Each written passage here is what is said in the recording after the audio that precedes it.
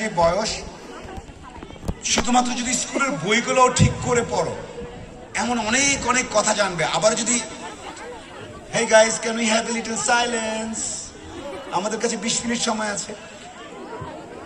আচ্ছা এনিওয়েজ তোমাদেরকে বলি এখন এই জানবোটা কিভাবে। একটা কথা বলি, ক্লাসে একটু মনোযোগ দিও।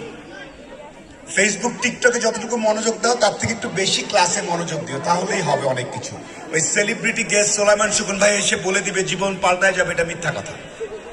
তোমার শিক্ষক ক্লাসে যে কথাগুলো বলছে ওটা একটু মনোযোগ দিয়ে শুনো।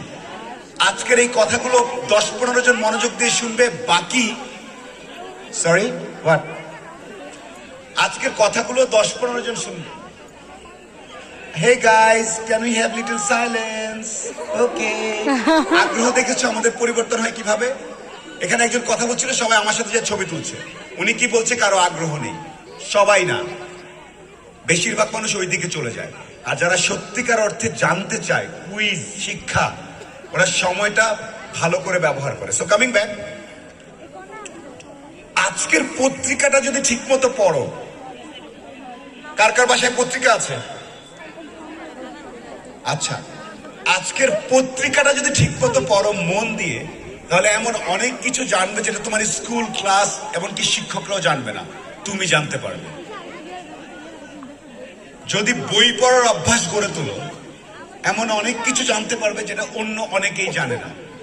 এখন এই কথাগুলো একটু বোরিং লাগে, তোমাদের আবারও বলি, এই কথাগুলো একটু বোরিং লাগে। জানাশোনা শিক্ষার ব্যাপারগুলো সাধারণত সবাই নিতে পারে না।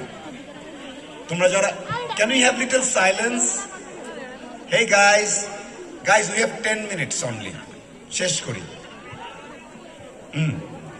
আচ্ছা অর্ধেক চলে গেছে, সমস্যা নেই। তোমাদেরকে আবারও বলি, এই যে ছেলে মেয়েটা ফার্স্ট বা সেকেন্ড হয়েছে, ওর লাইফে কি ডিফারেন্টলি করে। মানে ও কুইজের উত্তরটা পারলো, তুমি পারলা না কেন?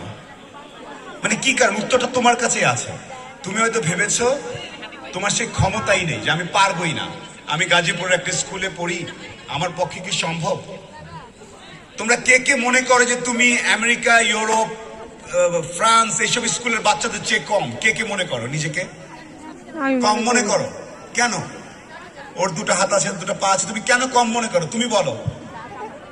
আম্মুজান, তুমি ওকে মাইক দাও একটা, তুমি কেন মনে করো? তুমি আসো, তুমি আসো, তুমি তুমি তুমি কম মনে করো বলেছো। আসো আসো আসো, কাম হিয়ার, ইউ, ইয়া, দুজনেই আসো, তুমি এবং তুমি।